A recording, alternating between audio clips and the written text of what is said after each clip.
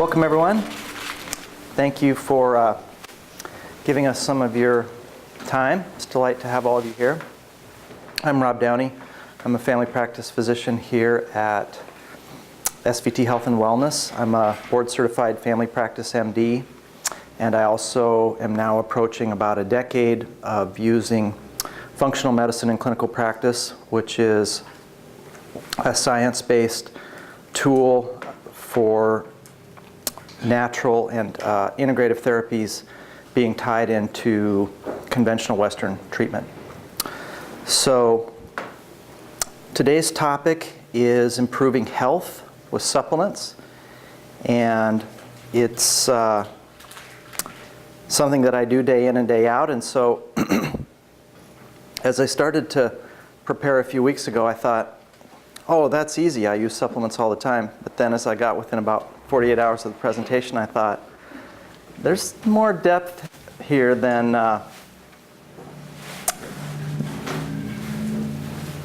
is intuitive if you're using supplements day in and day out. And I think the first and most important question is whether supplementation is necessary. And the reason that I've put the core food plan up here is because I think the right place to start a presentation like this is to look at the no supplementation arm of the equation rather than just assuming that supplements can be helpful or beneficial, which they are. So to set the stage for this, the question then is, are supplements necessary? And the answer depends on the definition of necessity. And that in turn is related to another question, which is what is health?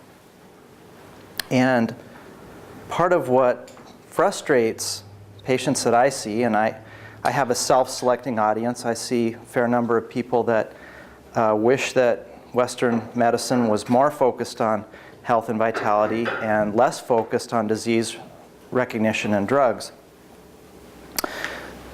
But it's really worth noting that health isn't a fixed object. Health is part of a continuum. And so on the one end of the health spectrum, we have disease. And even that word in itself is interesting because it's dis-ease, lack of ease, lack of vitality, lack of integration, lack of connectedness within the body or what have you. So on the other end of the spectrum, there's vitality. And health includes both ends of the spectrum and everything in between. As we get to the end of the discussion, we'll talk about vitamin C as an example of what's necessary versus what's helpful. But I think we should start by recognizing that the United States and the world in general are up against epidemic proportion magnitude problems in terms of cholesterol plaques that lead to heart attacks and strokes, things like cancer. And it turns out in the United States, actually, the top three, if you're over 50, that will get you are heart attack, stroke, and cancer. And the conventional Western measure of what's wrong would be to say that we have epidemic levels of dis-ease. But the natural or integrative approach would tend to propose that we might have an epidemic lack of vitality. And the reason it matters is because so many folks in the United States tend to rely on their Western physician for the answers. If we were in China, maybe the key issue would be what our Chinese medicine doctor thinks. But if the system is tending to say, all right, I'm your doctor, I'm here to help you, and you have such and such a disease, or a precursor to a disease, pre-diabetes, and because we're going to think of it as a disease, we're going to do what Western folks tend to do, which is use drugs to fight those disease endpoints. Well, we as the doctors may be missing a critical opportunity to participate with the person who wants and needs help with looking at the other end of the spectrum, which is whether or not the person's system could actually avoid those problems if it were given the opportunity. So that's the backdrop for today's discussion.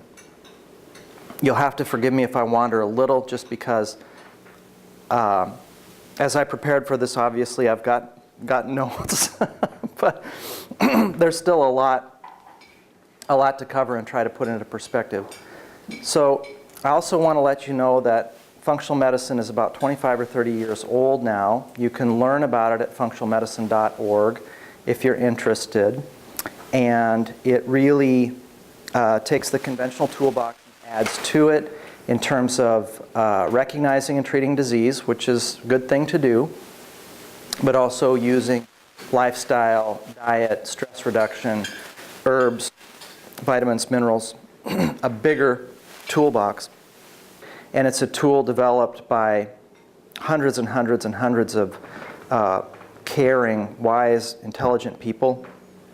The person I've been most indebted to is here in this room today.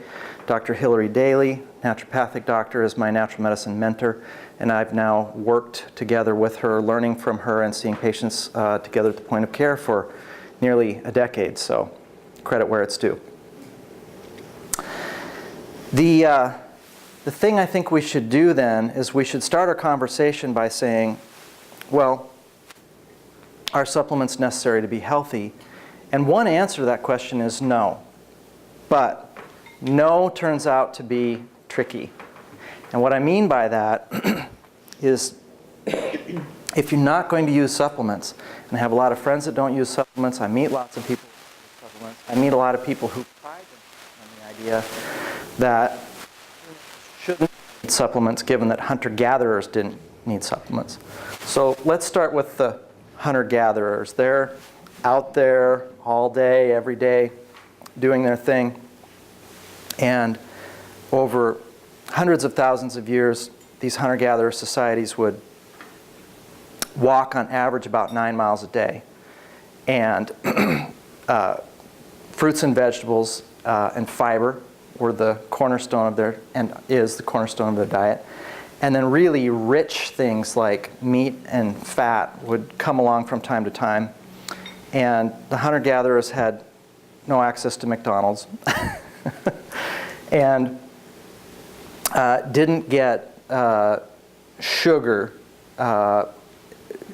terribly often as a treat. Certainly there would be times that there were berries, but refined sugar would be totally alien to a hunter-gatherer if they were here participating in the conversation. So this food plan that you see up on the board in my handout, which is deliberately not a supplement handout, is a reminder to all of us that if you are going to use supplements, you need to eat a really healthy diet for your supplements to work. And if you're not going to use supplements, you need to eat a really healthy diet. And so food is medicine, and that's one of the cornerstones of health. And that's today's presentation's primary message from me. Optimal health has to do with eating whole food, organic if possible, and avoiding the whole foods, the good stuff. You can't see on your presentation the second page, but there's the actual servings a day that correlates with your page 1. So yellow and orange are healthy fats and oils. Green is fruits and vegetables. Hydration is on your page 1. Half of your body weight in pounds, your ideal body weight, is the number of ounces of water you should consume every 24 hours. Anyhow, of the people that I see who don't feel well, if any of them ate 3 portions, breakfast, lunch, dinner, from this core food plan for just one day, 99% of them would feel better than they did the day they saw me. So food is incredibly powerful, and it's the right starting. The other cornerstones of vitality are to minimize exposure to the, quote, bad stuff, unquote. Tobacco's obvious, don't need to preach to the choir on that. Alcohol plus minus, glass of red wine a day, not too big a deal, and documented benefit. case of Budweiser day, not so good. And then refined sugar really tends to be problematic, so individuals who can get rid of refined sugar in their diet tend to have a lot of benefits, me included. Another cornerstone of health, 30 to 45 minutes of cardiovascular exercise, 5 to 7 days a week. And for any of you who are interested, there's a book by a Harvard psychiatrist called Spark. The gentleman's name is John Rady, and he lays out the healing benefits of cardiovascular exercise for the brain and nervous system. So an absolutely lovely book about the fact that, again, we really are built to be movers. Our vitality is dependent on us being movers. There's a limited amount of time, so I'll only mention one example. There's a lady in the book who's 85 or so. She donates her body to science. She's part of a convent, and one of the practices of the individuals who live there is that they walk 5 miles every day. Anyhow, at the time that she dies, she seems just fine to everybody. She's cognitively sharp. When they look at her brain under the microscope, it's got all of these spaghetti-like tangles that go with Alzheimer's disease, advanced Alzheimer's. But the exercise led the nerves in her brain to do end runs around all these tangles with little branches off the nerves called dendrites. And so cardiovascular exercise is incredibly powerful, incredibly healing, incredibly capable of taking those genes that are within you that can help your system restore itself, can help your system deal with problems, and turn those genes on and turn genes off that are potentially not doing the things that you want. Turns out that being part of a community, having friendships, having family, are also cornerstone health issues. And then stress management is a cornerstone of health. So yoga, meditation, biofeedback, having a positive attitude. I want to remember to also, just as I close this portion and we go to the yes part of the conversation, which is what do supplements do and why are they important. But for closing, one simple way to think of health and vitality is mind, body, spirit. And I just couldn't help but invoke Star Wars here. So any Star Wars fans are going to have to forgive me if I mangle this a little bit. But there's one of the movies where Obi-Wan Kenobi's teacher, I think his name's Qui-Gon, he's fighting Darth Maul, who's this evil character. And they're going at it with lightsabers, and then these energy fields are coming and going where their combat is taking place, and one of these energy shields drops, and so the two can't get at each other. And Darth Maul just stands there and snarls and growls, and Qui-Gon just kneels and closes his eyes, and he goes into a state of restfulness and restoration and peace and positive focus. And then as soon as energy field comes up, then they go at it like a cobra and mongoose. But even though the example is clichéic, it really is a testament to what's happening in our modern world to some degree, that lots of us overtly or in a subtle fashion use anger or stress or anxiety or fear or a lack of abundance as our fuel, and Darth Maul is this cartoon of that. And one of the keys to health, spiritual health, which is a third of your vitality, is envisioning a state of abundance and well-being and positivity, goodwill, and love. And so I didn't want to forget to mention that. So on to the yes version. Why could supplements matter? Why do they matter? And I believe that. I practice it. I spend a good portion of every day both using supplements for my own benefit and coaching others how to do so. Well, first of all, as a nation, as a culture, as a world, at least the Western world, there's a lot of individuals who are overfed and undernourished. So just because you have a normal body mass index doesn't necessarily mean that you're getting the vitamins, minerals, and nutrients that you need. Secondly, food isn't what it used to be.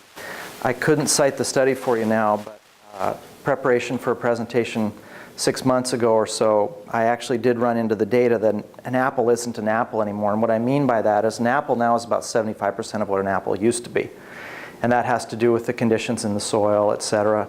Now, if you live next to an orchard that is impeccable and the soil's been maintained perfectly, maybe an apple's still an apple compared to what the pioneers would have gotten their hands on. But it's not just apples. It's meat, it's fruits and vegetables in general, it's grains. I'm not going to get into genetically modified organisms today, a little too controversial, though I'll only briefly say that allergies are on the rise, and there's some current thinking that the use of genetically modified organisms may be contributory toward that. So we've got these stores we go to get our food, or farmer's market or what have you, but the main place to get the food tends to be the supermarket for most individuals, and we probably shouldn't eat most of what's in the supermarket. And by that I mean processed food and food with additives in it. And again, the whole food diet is the way to go. So if you can get a hold of some cashews from there, that's terrific. If you pick up a bag of Doritos, it's got MSG in it, and unfortunately MSG is toxic to your nervous system. So if you want more energy and you want to feel well, you're adding MSG to the equation. That may be a harder proposition. Another reason we need to look at whether or not supplements matter is that we live stressful lives. Those hunter-gatherers we were talking about probably most days had enough sleep, had a stable social situation, went out and gathered things, ate, sang, prayed, went to sleep, had a reasonably good day. Most of us have bills to pay and places to drive about to, tasks to take care of. The world we live in is inherently stressful. Journal of American Medical Association had an article in approximately 2009 which was a summary of the current major medical problems, and about 60% of them have a direct contribution from stress. So supplements start to jump out as necessary once that comes into focus. And then we're inflamed. We live in a world where a lot of the foods that we eat are pro-inflammatory, and we are stressful in how we handle some things, which is pro-inflammatory. And so here I'll just show you some information, not so much to convince you, but to let you know that this isn't just coming from me and the Institute of Functional Medicine. So this, remarkably, is from 2004, and it just shows you that the conventional media even is catching up with some of these ideas that really matter. Folks in functional and natural medicine have been aware that inflammation is contributory to a lot of problems going back 20 or 30 years now, but it showed up in time in 2004. So just to give you one example there, these plaques that form in the blood vessels of the body, atherosclerosis, cholesterol plaque, and they cause heart attack and stroke. So two of the big three. They have inflammation signaling as part of their formation, and there's a shear plane in those plaques when they break off and go downstream and cause a heart attack and a stroke, and it's an inflammatory shear plane. So the mechanism of the piece coming off and going downstream is mediated by inflammation. All right, so we get to it then. If some of us have diseases or pre-diseases, or we don't want to have disease, could supplements help? And the answer is yes. The next big question, though, is there data to support it? And we'll talk about that a little for the remainder of today's conversation. Now, I was only able to get my hands on 2 of my 4 natural medicine Bibles for today's presentation. The other 2 are the Textbook of Functional Medicine and then the book Integrative Medicine by David Raquel. Anyhow, the trouble is not lack of data. The trouble is there's so much that it has to be distilled and refined into tools that make sense. But you'll hear a lot of individuals say there's no data to support natural medicine. And there are thousands and thousands and thousands of articles, literally, that matter, that support the idea that nutrition, stress reduction, vitamins, minerals, supplements make a difference in improving vitality, preventing and treating disease. So you'll hear a couple more specific examples as we go into what might actually be helpful in terms of supplements for everyone and how to think about them. One neat anecdote from the founder of functional medicine, a man named Jeff Bland, who's a physiologist, regarding this idea of whether or not there's data. This guy has a photographic memory and his IQ is off the chart. So what he does at presentations, he'll have people, typically MDs, walk up to him and say, "Where's the data?" And he'll say, "Okay, what kind of work do you do?" And they'll say, "I'm an internal medicine doctor." He'll say, "What do you care about?" "I care about deadly dysrhythmias." "What journal do you read?" "Mayo Clinic Proceedings." And then he'll say, "Mayo Clinic Proceedings, 2009, incidence of deadly dysrhythmia is diminished by using omega-3 fatty acid." So it's out there. It's copious. Sadly, it's a cultural shift within medicine that's necessary for that information to get incorporated into providing care. So, supplements, what matters? I decided the best thing to do was to give you my top 6. So, without further ado, they're not necessarily in order from 1 to 6. I just couldn't get myself to that point. So these are the top 6, but not necessarily best to worst. Omega-3 fish oil is really important. It's anti-inflammatory and it improves cellular performance.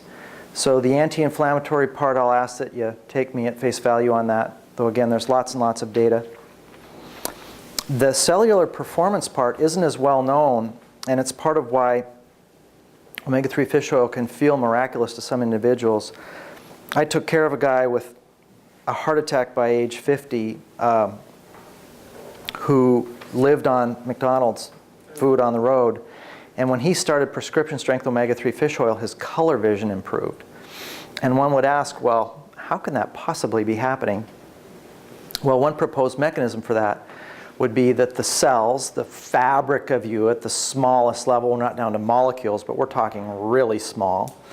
So the cells have these supple little coverings, and those coverings, the membrane, determine everything that goes in and out of the cell.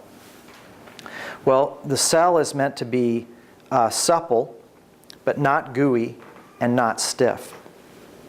And it turns out the easiest way to guarantee that your cells are nice and supple is to get enough omega-3 fatty acid. And fish oil is the easiest way to do that. Anyhow, the fact that there are about 30 medical conditions with strong data in terms of the benefits of fish oil and another 40 or so conditions with lots of provocative data that omega-3 fish oil is going to help certainly help drive home the point that if you quench inflammation and you improve cellular performance, then you're going to tend to do better overall. There was a recent report that omega-3 fish oil might promote prostate cancer, and it's worth mentioning because it was a poorly designed study. So National Institutes of Health is a defining body that looks for associations between medicines and supplements and problems. And National Institutes of Health has never found a relationship between omega-3 fish oil and prostate cancer, nor has anyone else who's up to scratch. Having said that, it brings up this whole issue again. When they interviewed this researcher that found this association, he said, there's no data at all that supplements help anyone. If we look into it, we'll find out that they're all harmful. So I think he revealed his bias. And I honestly would, if giving my patients blended purple monkey hair would help them, I'd do it. I don't have an agenda to be natural or drug-oriented or pharmacologic or Western or Eastern. I genuinely just want my patients to thrive. And if any compelling evidence shows up that there are troubles with omega-3 fish oil, I'll revise my practices. But the reason this is worth bringing up is because, again, there's a camp that says, hey, these things don't matter and there's no documentation. We are well past that point, at least 30 to 40 years past that point. If you count Chinese medicine, we're 4,000 years past that point. So depending on how you define it. Anyhow, it also then brings up this question of, well, is natural medicine and the use of supplements, is that being driven by, again, the choir? Is this just based on the folks that want to believe in it? And so I'd like to briefly show you something that's a little different than what you might be familiar with. So this is a website that SVT Health and Wellness has a subscription to. It's called Natural Standard. This is based on the work of about 350 clinicians, most of them MDs. And the only way you get to be a reviewer for Natural Standard is you have to provide care to patients and be a researcher. And when the folks at Natural Standard review supplements, they are blinded, meaning they don't know what they're reviewing. And they not only review the literature in the United States, but they review literature from all over the world. And so we'll see if we can, sorry that it won't pull up fish oil for me based on the screen size. Let's just go ahead and go to folate. So here's folate, and there's a flashcard which is a summary of what folate can do, and again, it's getting chopped off. There's a professional version that's about 25 pages long, and these usually have about 100 to 300 references from all over the world about safety, benefits, efficacy.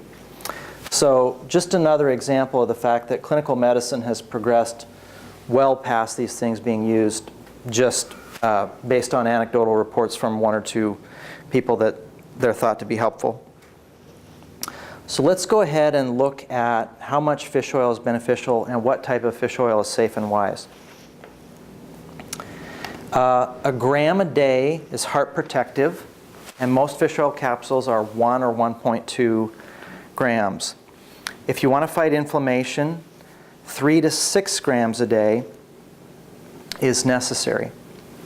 The fish oil that we use, and again, you'll notice today you're walking out of here with a handout on food, which we don't sell. And I want you to know today's presentation isn't about buying supplements from SVT, though we're happy for you to use these professional grade supplements if you so desire.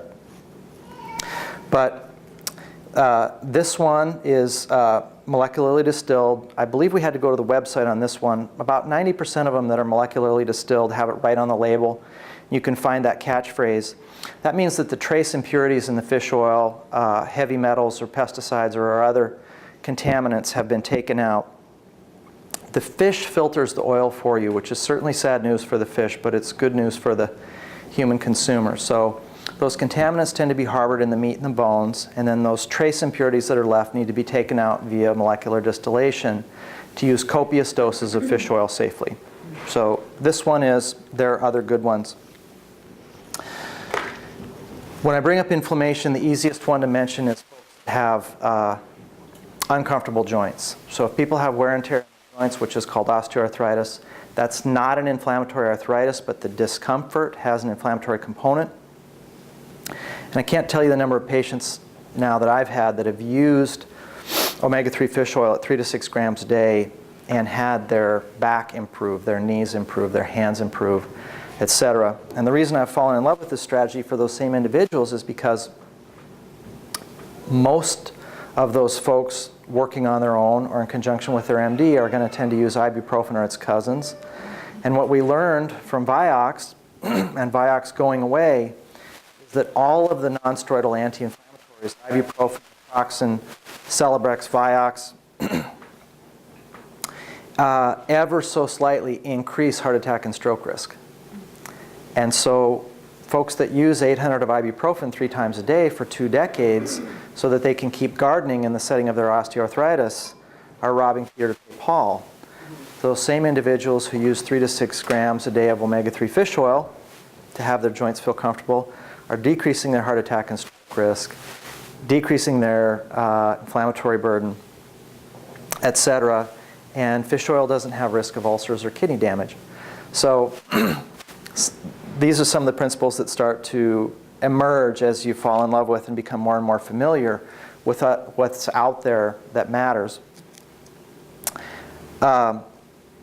People that shouldn't consume fish oil are those who have a fresh fish allergy.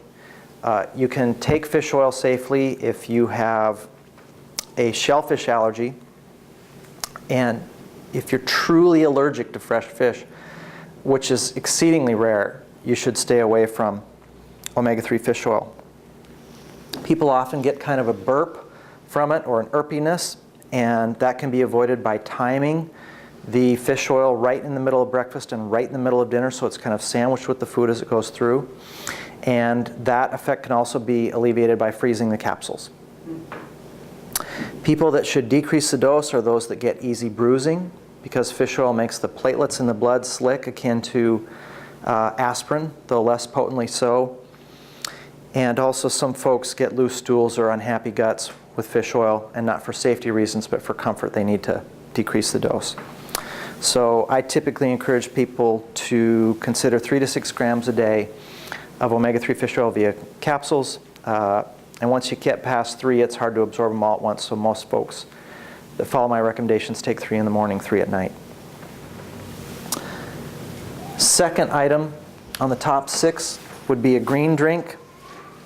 This is the one that used to be used in Montana, and I just had some of it around. Jen Dixon, who lectures here frequently, has a green drink that she likes and recommends. But if you pull up in your mind or right in front of you that plate, half of it is fruits and vegetables. So if you say to yourself, well, I'm having oatmeal for breakfast, there's no fruits and vegetables there. So one cool way to go, if you're interested, is to take a trustworthy company that takes a bunch of these fruits and vegetables and properly treats them. What I mean by that is the good stuff in there doesn't tolerate heat very well. So the companies that do a good job of this, they take the fruits and vegetables and sort of dry them out and make them into these powders in ways that don't damage the beneficial components. But a green drink once a day for lots of folks in the morning, just a scoop a day, is a really lovely way to go and provides a great deal of benefit. B complex is the third one that I'd like to mention.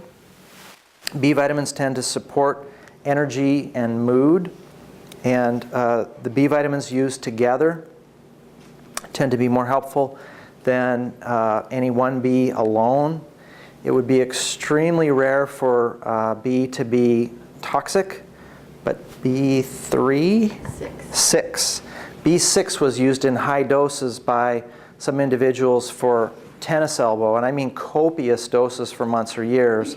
And some of those individuals developed problems with their nerves. So having said that, the amount that would be in a B complex once a day for energy, mood support, etc. over the course of the day, or even a second B complex at lunch, any of those amounts via any properly done B complex ought to be very, very, very safe. Fourth is magnesium. Magnesium's really interesting. Magnesium helps in a similar fashion to B vitamins in terms of how it works, and there's many ways that these things work, but the easiest version to describe both magnesium and B vitamins benefit is that the power plants of the cells, the mitochondria, are heavily dependent on magnesium. Magnesium's not rich in food, it's not rich in the soil, and it's not well absorbed in the gut. And so all of us have magnesium. You have to have it for your cells to function. but most of us don't have as much as the power plants of our cells would like. So the neatest solution that's emerged in the functional medicine practice that I've been part of over the last 10 years has just been to get it in through the skin. So magnesium will be transported into the bloodstream through the skin. We used to use magnesium chloride in Montana. This particular magnesium salt is, again, magnesium chloride. So just the amount that you would put on a toothbrush is about the right amount to put on your skin. If you get it from a compounding pharmacy, typically it's about 10 sprays a day of 22% magnesium chloride. But magnesium levels in the blood go up, the cells and tissues take what they want, the cells harbor it intracellularly and give it to the mitochondria. The big five that respond to magnesium are mood, energy, the architecture of the person's sleep, meaning improved quality of sleep, improved restorative sleep, migraine headaches, and muscle cramps. So magnesium's a really lovely mineral. People that get it in through the skin obviously don't have any cathartic effect. It doesn't loosen their guts or give them loose stools or diarrhea. People that take it by mouth still get some benefits. Some of it still gets where it needs to go. And it's a really safe cathartic. So individuals that have constipation often will just take a magnesium citrate powder or what have you up to the dose that the bowels loosen up a bit. And fiber and mag citrate are really nice ways to go for constipation because they're giving the individual benefit, whereas drugs for constipation don't necessarily have any windfall or spillover benefit. And then for people that want to go by mouth, that maybe the transdermal bothers their skin, or they just kind of are thrown off by the idea of getting the magnesium in through their skin, or they have normal bowel habits so they don't want any of that cathartic effect. There are types of magnesium, such as magnesium oxide, that don't have that cathartic effect, that are pretty well absorbed. The one we have here is called triple mag, and this is 250 milligrams. Pretty standard dose would be 1 or 2 a day. People could probably go up a little to potentially 3 or 4, but again, once you get past 2 a day, you probably want to be working with somebody who knows what they're doing. Again, magnesium is really safe. Any that your body doesn't want, it just dumps at the level of the kidney. And the types of doses that I'm talking about today move magnesium levels around within normal limits, but they wouldn't make a person hypermagnesiemic. They wouldn't take their magnesium level too high or cause any trouble. And then I kind of deliberately put a multivitamin last rather than first. And I better actually wrap up vitamin D before I jump into this, because this is kind of my closing idea. So vitamin D, lots of you probably are aware of these benefits. It helps immune function. A fair number of individuals report improved mood and energy with vitamin D. Around here, it's really, really common even for mainstream Western clinicians to recognize that about 5,000 a day might be a standard dose rather than 2,000. I can honestly tell you my great preference for D, because vitamin D is a fat-soluble vitamin. It comes from sun exposure, which all of us know is very, very limited in Homer in the winter. But as a fat-soluble vitamin, it stores up in you. It builds up in the it doesn't wash through the way B vitamins do. And so a lot of the time people are cautious about using vitamin D because they appropriately recognize it's one of the fat-soluble vitamins you could get too much. And there are very lean, slender individuals, if they took 5,000 a day, they actually might end up a little bit high. And so what I've really, really liked doing is actually just measuring people's D levels. Because D also takes bigger doses to build up your reservoir rather than maintain it. So it takes dump truck fulls to fill the reservoir if it's low, and wheelbarrow fulls to keep it full. So person's dose may change once they catch up, but it's not uncommon in Dr. Daly's and my practice to use anywhere between 2,000 and 8,000 units a day, occasionally more to get people to target. Most of the people that we test, whether they're taking a little D or not, are down around a blood level of 20 to 30 nanograms per mil. The benefits of D really don't kick in significantly until the person's measurable D total is 50. Optimal is 70 to 80. And then detoxicity doesn't kick in until individuals are well above 100 in their measured blood level. And furthermore, detoxicity really doesn't manifest per se unless somebody's got an undiagnosed other problem called hyperparathyroidism. So the statement's been made that worrying about detoxicity in the current D deficiency epidemic is kind of like worrying about drowning while you're in the middle of the desert with no water. And I'm not trivializing detoxicity. It really, really matters. But it also really, really matters to get people's D levels up. And Dr. Daly and I have just seen so many individuals just feel and do better in so many arenas. D is, I think it's like 30,000 genes or something like that that D turns off and on. It's just staggering, all the levers that it's running around and moving in the right direction. So now to the multivitamin. My closing thought for you today is that a multivitamin matters, and hopefully with what I've shared for you already, I don't find that too hard to believe. But I want to talk with you about how determinations are made, what the recommended daily allowance of something is. So a mainstream multivitamin, meaning something that maybe the manufacturer gets it or maybe they don't, but perhaps the manufacturer is focusing on cost. So the manufacturer is going to put enough vitamin C per day in there so that you don't get scurvy. And the reason this matters is because that's actually where those recommendations come from for how much needs to be in that multivitamin is. And again, I'm not picking on the government here per se, but I'm just being honest with myself and with all of you how these determinations are made. So the recommended daily allowance is to prevent the deficiency state. And the vitamin C deficiency state is scurvy.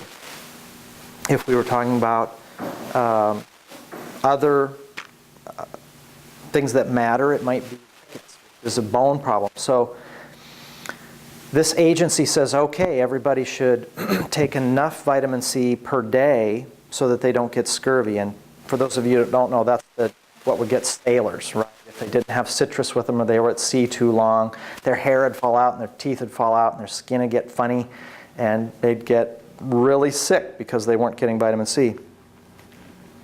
So your body total of C has to drop below 300 milligrams for you to get scurvy. And this multivitamin has 333 milligrams of C in it. This is a well-designed multivitamin that also happens to have a B complex in it. So I'll have a lot of individuals take 3 a day, 2 in the morning, 1 at midday, just so they can get it all absorbed. But that's 1,000 milligrams of vitamin C if they take 3. And if you take just 1 of these a day, you get 333 milligrams. And that's 555% of the daily value. So the labels get kind of tricky with a good multivitamin because there's this feeling like, well, hey, there's 555% in here of the C, and what's my body going to do with that? Well, the answer is the ones that are well designed are getting you enough of what you need to do more than just prevent the deficiency state. And try to be careful not to read today, but mainly just to try to sort of pull from my clinical experience and training for you.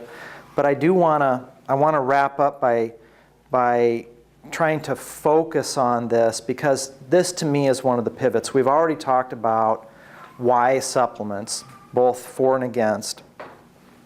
But this from the Institute for Functional Medicine Clinical Nutrition textbook you may find interesting. Underlying all balance is proper nutriture. Moreover, optimal health is more than the ability of the body to operate adequately in a particular moment. It also means the ability of the body to withstand the challenges of everyday life.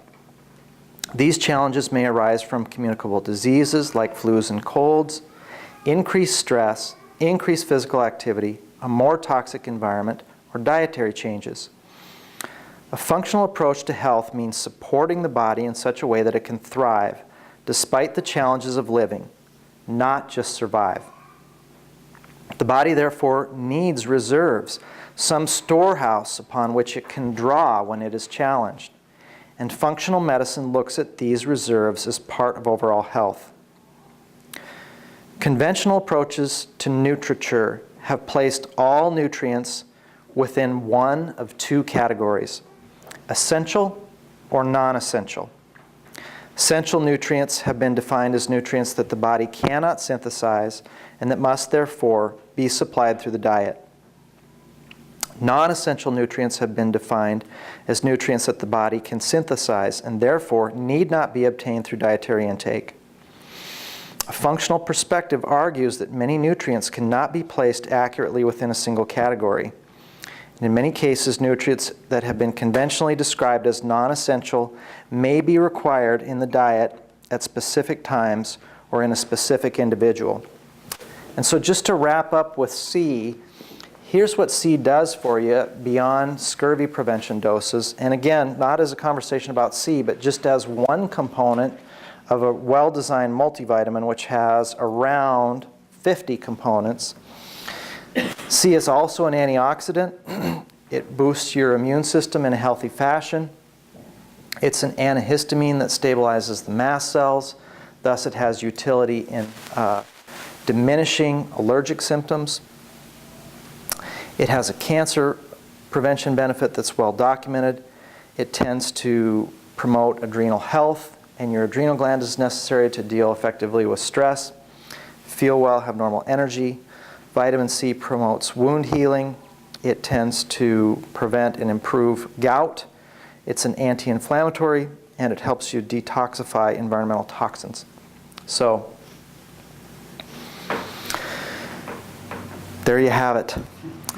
Here's the wrap-up. I wanted to have everybody have a clincher, something to walk away with and think about in terms of a wow experience. And I know this looks super dry. This is just so all of you know this study actually exists. This is from 2010. The author is Mark Houston, and he is at Vanderbilt University, and he is a cardiologist there. He is part of a group of 20 cardiologists, and these folks that see and treat problems there, these heart doctors, have a number of patients with high blood pressure that they can't fix. So this is a regional center, people from all over.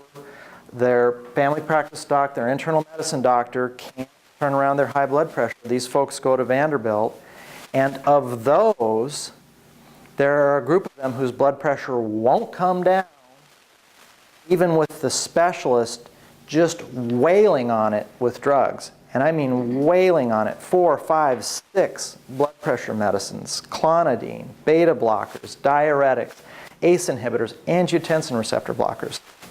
So this group in this study, these are hundreds of individuals rounded up by Mark Houston, who's the go-to guy at Vanderbilt.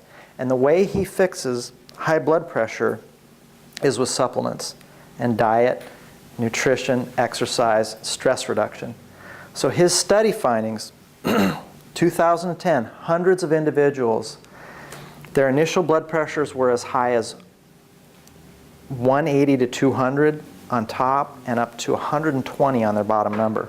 These are numbers where you can have a stroke-like event that day. They're so high. And that's with them taking these medicines that I mentioned. 65% of these individuals, 6 months later, had normal blood pressure by the most stringent criteria. Top number under 130, bottom number under 85, without a single medication. And what they did is they ate right, they exercised, they reduced their stress, And then they had this wizard, admittedly. This man knows this stuff inside out. Use things like CoQ10, D-ribose, taurine, omega-3 fatty acid, and lots of other cool stuff, including herbs, to bring their blood pressure down. But nobody's done this before Mark Houston. And when he presented at the Institute for Functional Medicine summer sort of international conference last year, and I heard him speak, this was his proudest moment. This was him driving his message home, that these micronutrients and these micronutrient deficiencies probably matter far more than many of us realize, even those of us that already care about it. And it's just mind-bending. So, have a patient in a few minutes, but it'll take them a little while to be roomed. I ran a little over. Thanks for your patience with me. Does anybody have burning questions? Krill versus fish oil. Yeah, Dr. Daly may be a little more up to speed on krill than me. My only worry about krill has been I don't know as much about it, and so I don't necessarily have the confidence that it's getting pre-filtered the way fish is. You know, and then krill live on the bottom, and there's more stuff on the bottom, so the contaminant level in krill may be higher, thus raising the question whether or not the krill can be adequately purified, because really molecular distillation is meant to just get trace impurities out. I agree with all that, yeah. What's a clinical amount for fish oil that would be higher than most people would need? What's a clinical amount for fish oil? 3 grams twice a day. Yeah.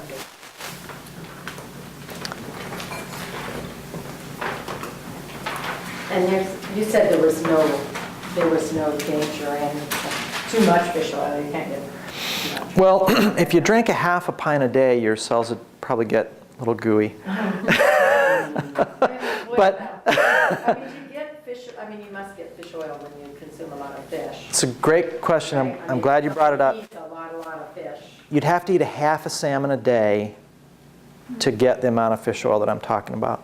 So fish eaters still should, that's the irony in Alaska. When I switched my practice from Montana to here, one of the sort of intuitive feelings that I had is that the need to use supplemental fish oil might drop off. But when I actually crunched the numbers, even with access to healthy fish, which is unparalleled in Alaska, and people consuming fish on a nearly daily basis, if you're going to get into those anti-inflammatory zones of people are getting enough fish to get cardioprotection from salmon, what have you, halibut, but they're not necessarily getting enough to really quench a lot of inflammation. And so it's very, very safe to use fish oil right on top of the consumption of, say, fish. And then Dr. Daly may feel differently, but I only know of one individual. We've actually done a lot of tests. There's a metabolic test that checks the balance of the person's essential fatty acids. And Dr. Daly and I have done many of those NutriVals through an outside lab now. We've only seen one individual come back with too much omega-3. And this is treating hundreds and hundreds of patients.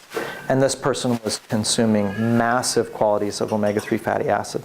So in theory, you could get too much, but it's a little bit like the vitamin D problem. 99.9% of individuals have too little, not too much. And at 3 times a day, I think it'd be hard to get in trouble. There's a lot of soy in many supplements. And when I heard the NPR talk about don't take vitamin D for prostate cancer, they also mentioned soy and GMO-raised soybeans, which is typical in our country. But in our conversations I've had with you, you mentioned that what they use for vitamins would not be, or supplements, would not be necessarily GMO soy. How can we be sure that we're not taking supplements that have GMO'd soy? Mm-hmm. Because those might have bad effects over the long term. Call the company. Okay. Call the company and talk to the quality control people. And if they can't answer you, then don't buy their stuff. Buy somebody else's. We buy professional brands here because we know the quality that we get. And we know we'll get questions like that answered honestly. Okay. Yeah, I've seen a research done on multivitamins. Maybe there's inferior brands that people have been taking it so many years and then they get diseases compared to people who didn't take the multi every day. And maybe some people need to take it every other day or take better type of vitamins. Maybe they were just taking a lower level. Or some people take vitamins and think that that gets them out of the woods, and then they don't eat well, or they don't exercise, and they don't drink enough water. So you have to, or they smoke, and they think, if I take a multivitamin, it'll make up for it. So you have to look at all the parameters there. Yeah, good point. Well, thanks so much, everybody. Thank you. Thank you.